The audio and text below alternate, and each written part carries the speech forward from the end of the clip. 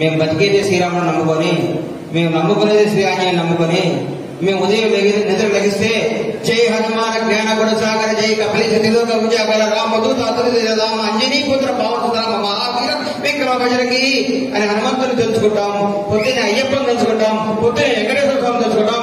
ముస్లిం సోదరులు వస్తే నమస్కారం పెడతాం, క్రిస్టియన్ సోదరులను గౌరవిస్తాం, ప్రతి మతాన్ని గౌరవిస్తాం, ప్రతి ఒక్కరిని ఆదరిస్తాం.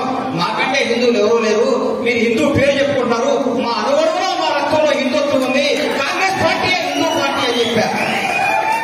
రాహుల్ గాంధీ గారి గురించి, సోనియా గాంధీ గారి గురించి, కాంగ్రెస్ కుటుంబం గురించి మీకు మాట చెప్పాలి. వడి అడుగులేస్తున్న రాహుల్ గాంధీ నడుచుకుంటూ వస్తే నానమ్మను దారుణంగా చంపింది ఈ టెర్రరిస్టులు. బాధల్లో తట్టుకొని బయటకు వచ్చి కాలేజీ పోతుంటే అమ్మ ఫోన్ చేసి నాన్నని సిపిఎం ముద్దరులో ముక్కలు చంపారని చెప్పింది. అన్ని కష్టాలు తట్టుకుని నిలబడ్డాడు రాహుల్ గాంధీ. ఆ కుటుంబం కాంగ్రెస్ పార్టీ దేశానికి ఎంత సేవ చేసిందో మీకు తెలియదా? కాంగ్రెస్ పార్టీ దేశానికి ఎంత గెలవడిందో మీకు తెలీదా? ఎన్ని ప్రాజెక్టులు కట్టిందో మీకు తెలీదా? ఎంతమంది ఆదుకుందో తెలీదా? భారతదేశానికి స్వాతంత్రం తీసుకొచ్చిన party Congress party. Doctor Ambedkar ఆశయాలు నిలబెట్టిన పార్టీ కాంగ్రెస్ పార్టీ. భారతదేశంలో ప్రపంచ దేశంలో భారతదేశాన్ని పట్టాన్ని తీసిన పార్టీ కాంగ్రెస్ పార్టీ. అందరినీ సగౌరవంగా గౌరవించి అభిమానించి అందరినీ హక్కులు చేసుకున్న పార్టీ కాంగ్రెస్ పార్టీ. కాంగ్రెస్ పార్టీకి ఓటేయడం గర్వం. కాంగ్రెస్ పార్టీ కార్యకర్తలు చెప్పుకోవడం నిజాయితీ, నిర్భయంగా నేను కాంగ్రెస్ కార్యకర్తను అని చెప్పుకుంటా.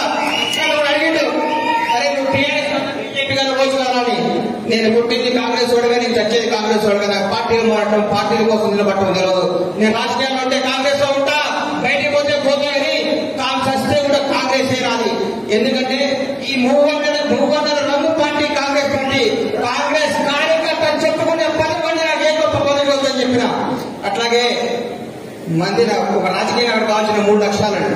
ఆయన మీద ఆయనకు బాగా నమ్మకం ఉండాలి. ఆయన దగ్గరకు వచ్చే ప్రతి కార్యకర్త ఆయన నమ్మాలి. వచ్చిన ప్రతి కార్యకర్త ఆయన మర్యాద చెప్పాలి.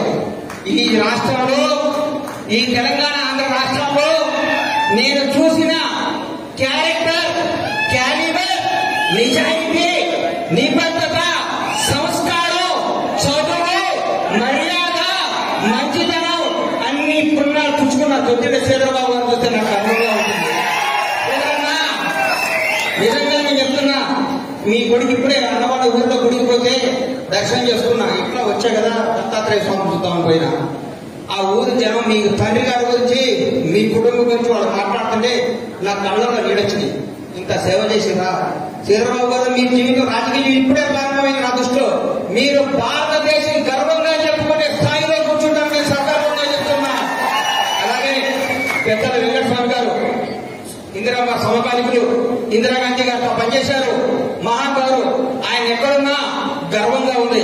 నా మనవడు కాంగ్రెస్ పార్టీ ఎంపీగా పార్లమెంట్ లోకి వస్తున్నాడని దివినున్న మనవడు చూసి ఆనందపడే రోజు మీరందరూ 1,00,000 ఓట్ల మెజార్టీతో మన వంశీ గారిని గెలిపించి సగర్వంగా వెంకటస్వామి గారి సేవను గుర్తు చేసుకొని, వాళ్ళ తండ్రిని, వాళ్ళ పెద్దన్న గారు వాళ్ళు చేస్తున్న సేవను గుర్తుంచుకొని ఆ బాబుని మీరందరూ దీవించి పైకి పంపించాలని కోరుకుంటూ, ఈ అవకాశం ఇచ్చిన మందరి ప్రజలందరికీ, పెద్దలు చంద్రబాబు గారికి, వివేక్ గారికి, వేదిక మీద అందరికీ నా హృదయపూర్వక కృతజ్ఞత తెలియజేస్తూ సెలవు తీసుకున్నాను.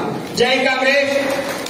అస్సాం గుర్తుకే, అస్సాం గుర్తుకే, అస్సాం గుర్తుకే. రాహుల్ గాంధీ ప్రధాని కావాలి, మన డాక్టర్ వంశీ ఎంపీ కావాలి.